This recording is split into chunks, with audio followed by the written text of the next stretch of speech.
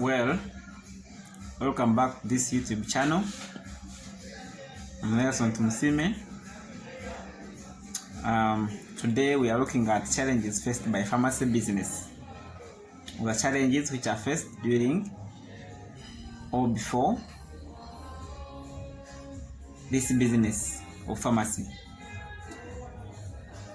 So before we continue, subscribe, hit that subscribe button, subscribe, so as you can always see what happens on this page. So these challenges, they are quite many. We shall look at a few. One, the difficulty in starting this business. This business has a lot of technicalities to start. It is not like any other normal shop where you just get a house and put in everything you want, like merchandise, and you start the business. No.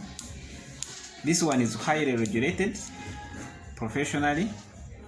There is a regulatory body, for example, for the case of Uganda National Drug Authority. So you look at a lot. It takes a lot really. They look at distance from one pharmacy to the other. They look at which kind of pharmacy are you going to make, whether retail or wholesale. So all those things take a lot of time, and the process of starting is becoming stricter. For example, they require a pharmacist for you to get your approval to start. All these processes are put in place to make sure that the drugs are safe, because they must be in safe hands. That's the truth. So that's one. The process of starting is not an easy one. That is one. Two, when you have already started, or during the process of starting, you may start successfully, but is the location good? So poor location. Most of the times, pharmacies always require good spots. So if you put it in a bad spot, it becomes really a challenge, and you can't get the rewards for your business. That's profits.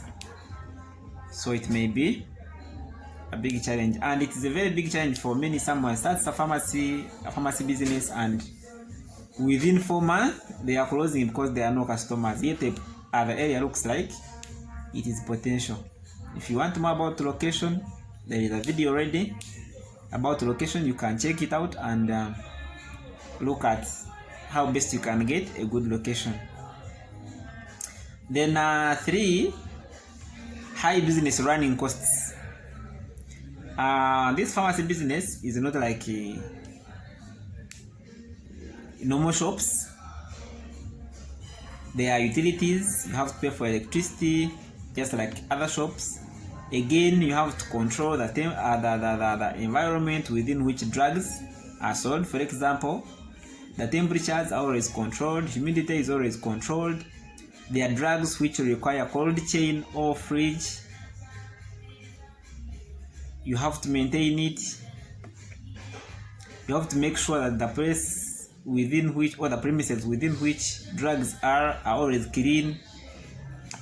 You have to employ highly qualified staffs. You have to be with a pharmacist. If you're not a pharmacist, you have to be with a pharmacist. You have to pay a pharmacist. Stationery, a lot of costs, monthly costs and other costs. Really, there are many compared to other businesses. So running costs are many. 2, this business is faced with a challenge of counterfeits components. You can take an example of Panadol. In case someone makes Panadol and they are trying to copy an already existing Panadol on the market, and they miss out anything. It can be in labeling, it can be in the composition, it can be in anything.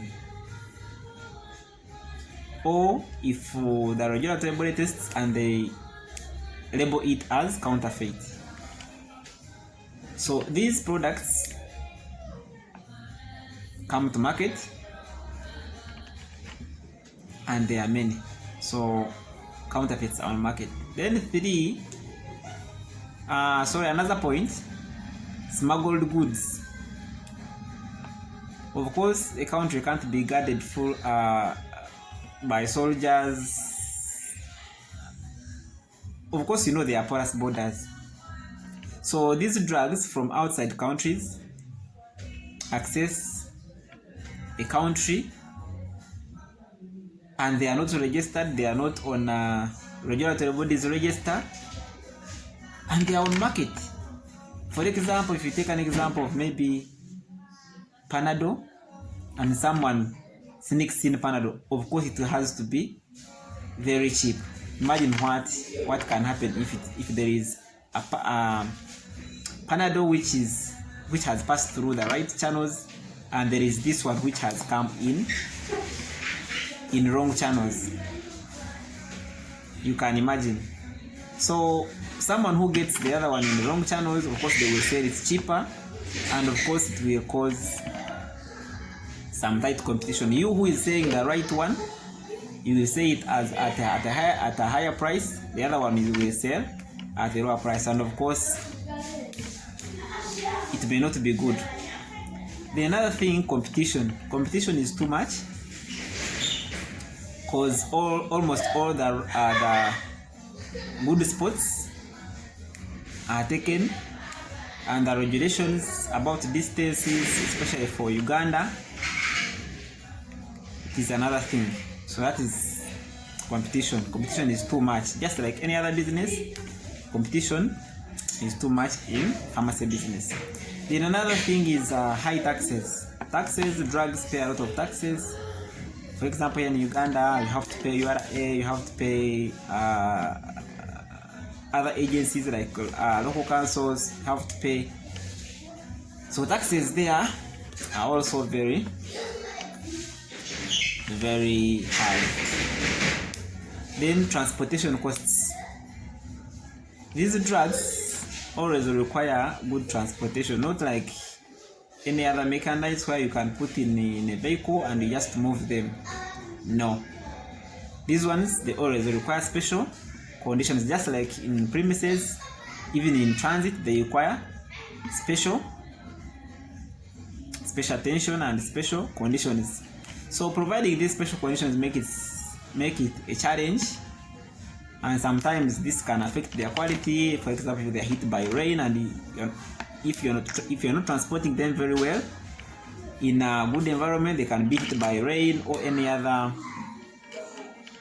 climatic conditions, which is a big challenge also. So another thing, monopoly by some big pharma companies. Of course, they are what we call local technical representatives, but then this is not like someone importing salt in a country. I think anyone can import salt, but for this case, some companies tend to monopolize these items, and you find it is the sole importer for a given product. So meaning other farmers have to get from that company, and of course it limits in one way or the other, because imagine if every company was importing. So I think it would make it cheaper, but now that it is one company that imports and has to distribute others, it makes it slightly expensive, and drugs become somewhat expensive.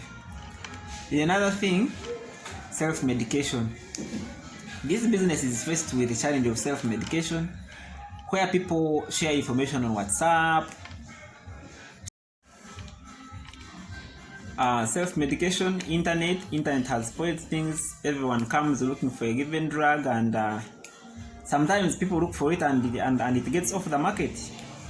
Like they deplete it off the market because of high demand created by internet, and it's not because these drugs are so efficacious or they are magics, but just because someone promotes them on internet.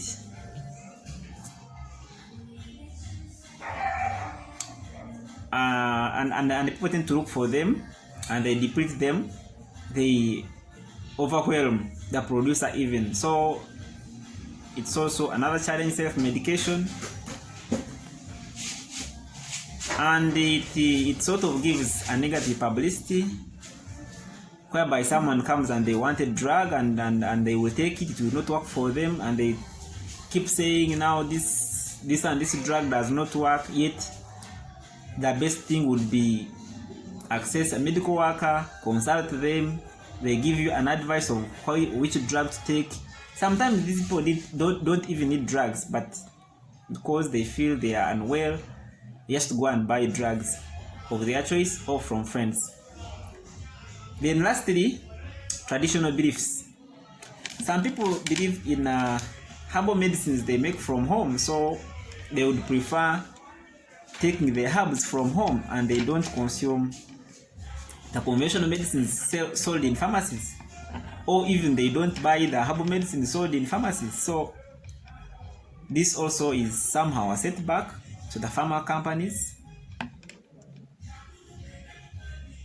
Though herbal medicines prepared at home have been used for long, though their effectiveness is not guaranteed, and their safety is also not guaranteed.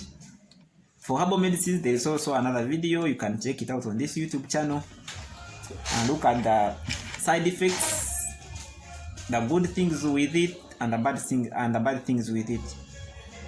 Kindly subscribe, hit that subscribe button. See you in the next video.